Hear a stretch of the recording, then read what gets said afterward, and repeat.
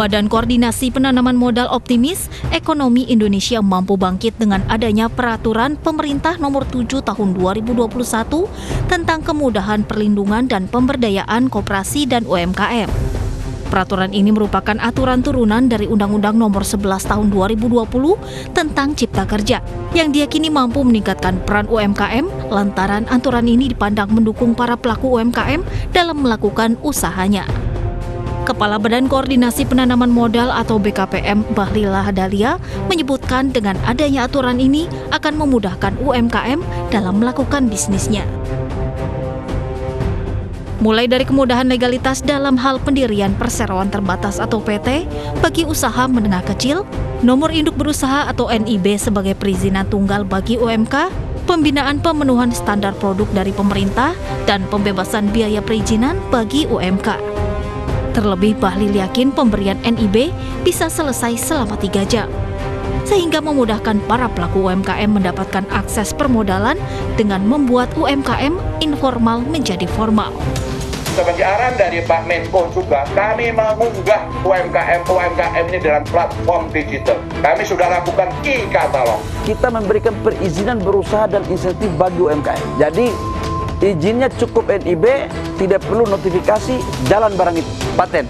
Itu bahkan mungkin 2-3 jam sudah selesai itu. Jadi saya harus jujur mengatakan bahwa kita harus bagaimana memikirkan 64 juta UMKM yang 50%-nya itu informal. Jadi kita formalkan supaya mereka mendapat akses perbankan. Yang kedua adalah kemitraan UMKM bagi pengusaha besar. Itulah Perpres nomor 10 2001, kemitraan dengan usaha besar yang memperoleh insentif. Kemudahan lainnya disebutkan Bahlil, pemerintah akan memberikan kemudahan pembiayaan dan permodalan, penyediaan bahan baku dan proses produksi, hingga peningkatan kualitas sumber daya manusia. Bahkan pemerintah memastikan mengalokasikan 40 anggaran belanja negara dengan melibatkan UMKM.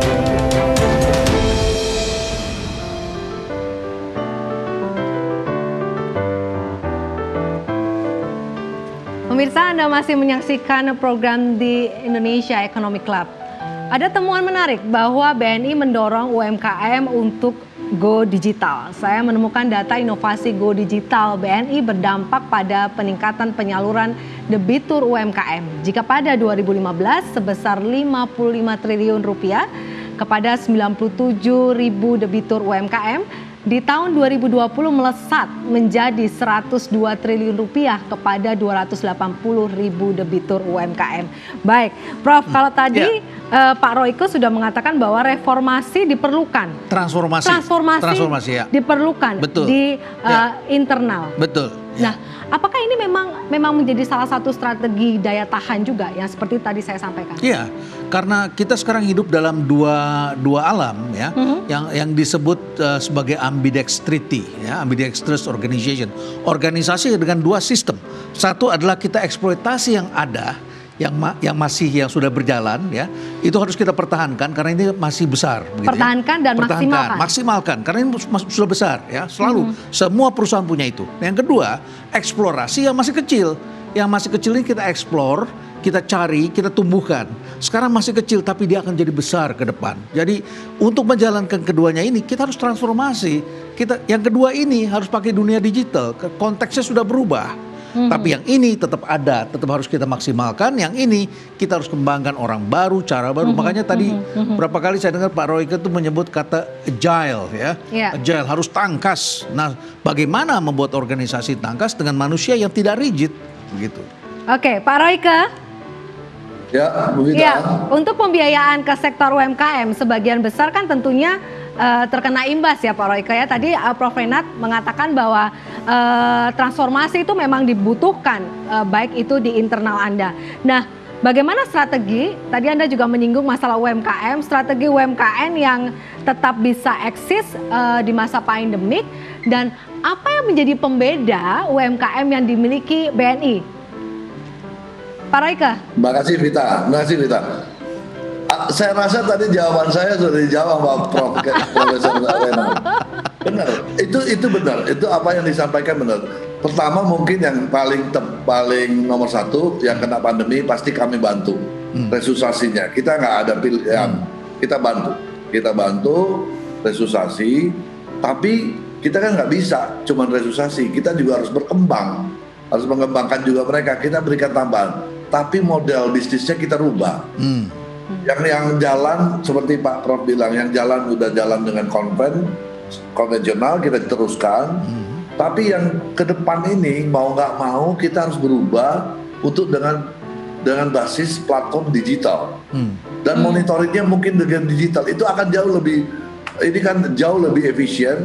Kedua belah pihak akan saling menguntungkan, pasti akan saling menguntungkan.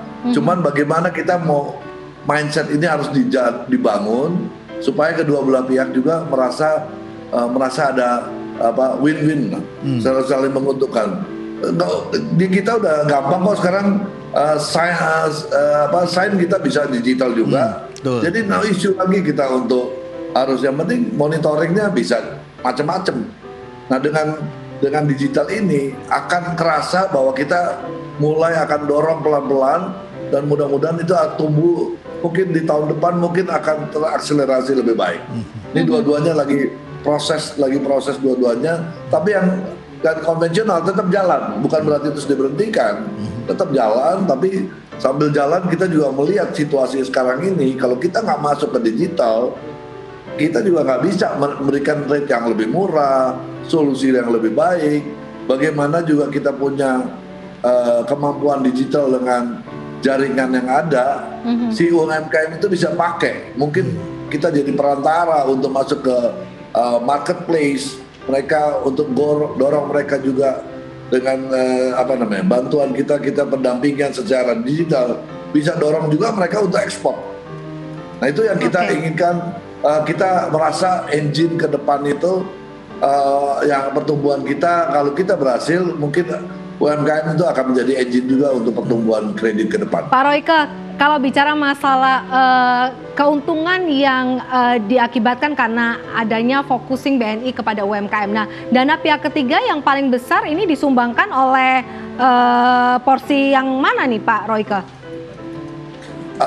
Dana pihak ketiga yang sustain ya itu adalah dari transaksi, bukan yang dari yang ini. Kalau mereka itu bertransaksi dengan kita, otomatis itu putaran dana pihak ketiga akan naik dengan sendirinya. Dan itu nggak kerasa itu ada merupakan dana yang relatif murah buat kita dibanding kita jor-joran untuk ngejar deposito yang mahal-mahal gitu. Jadi sekarang ini kami coba untuk merubah, melakukan struktur funding kita, costnya supaya lebih murah. Mau nggak mau kita harus dorong transaksi lebih banyak lagi. Ekspor, mereka mau bayar impor, bayar ekspor, pembelian, bayar utilities, bayar gaji lewat kita, itu kan uangnya muter di kita, nggak kemana-mana. Itu yang akan menjadi sumber funding yang relatif bagus. Pak Royke, menyambung dari pertanyaan saya tadi di awal, apa yang menjadi pembeda UMKM milik BNI dengan perbankan lainnya, Pak Royke? Mungkin bisa disinggung sedikit saja? Saya rasa kami mesti punya pasar sendiri-sendiri lah. Bank-bank itu masih punya target market sendiri-sendiri. Saya nggak mau ngomong yang lain.